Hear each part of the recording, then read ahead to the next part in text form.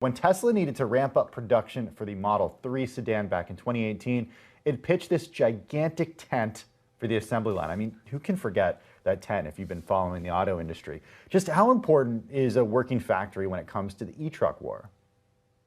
Yeah, it's going to be critical, and it's harder than it seems.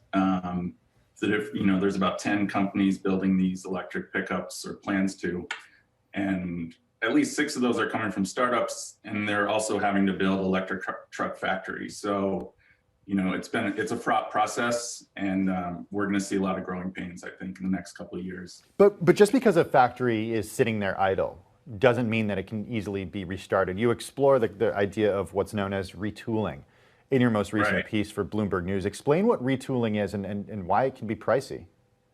So it's a hugely expensive process just to go from one model to another. They generally empty the whole factory out, take the whole assembly line out, because these cars are in different lengths, different measurements, different specs. So they have to actually rebuild the whole assembly line. Usually takes months, hundreds of millions of dollars. So it's not a simple thing, but a few of the bigger expenses do translate pretty easily. So things like metal stamping, the paint shop, the kind of infrastructure, the network of suppliers. So these factories are getting, seats and steering wheels, shipments every day from companies nearby. So that kind of ecosystem, takes years to build well and to kind of fine tune and refine.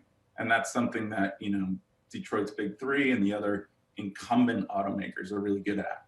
Kyle, why are the factories idle? I mean, as you explore in your piece, a lot of the models that the factories were building have either been killed off or moved abroad, right? Yeah.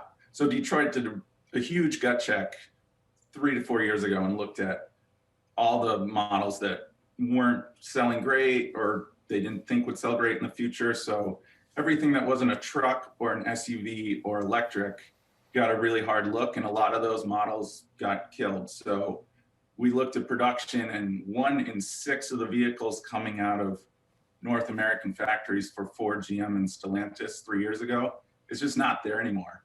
So these are, sedans, little compact cars, things like that. They were just ruthless. And what that's done is freed up a ton of factory space at their plants. So, and the ones that are still, making some of those cars are making them in drastically reduced numbers. So there's a lot of capacity that they can move around, a lot of chips they can play if they want to spool up really quickly on electric trucks. Well, when it comes to manufacturing electric trucks, having experience in the auto industry is certainly a part of that, for the platform for the vehicle, right? And for a lot of the materials in the vehicle. But there is still that part, that software part, the battery chemistry part, the actual electric motor part, that the Big Three don't have the same experience that Tesla has. Can they catch up quickly? That's what we'll see. You can hire for that. You can invest in it. Tesla's still the kind of gold standard here. A lot of analysts say they have a 3 to 5 year advance in that area. We'll see. There's rave reviews now for Ford's new electric car. The analysts seem to think they've done a good job with that, including with the battery chemistry and the range. I'll drive it next week, so I'll get a sense of how that is.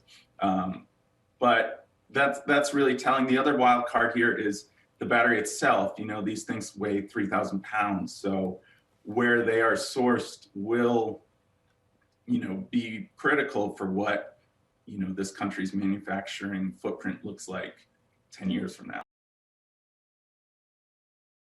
The biggest stories the moment they happen from around the globe. Subscribe to Bloomberg Quick Take now for insight in an instant.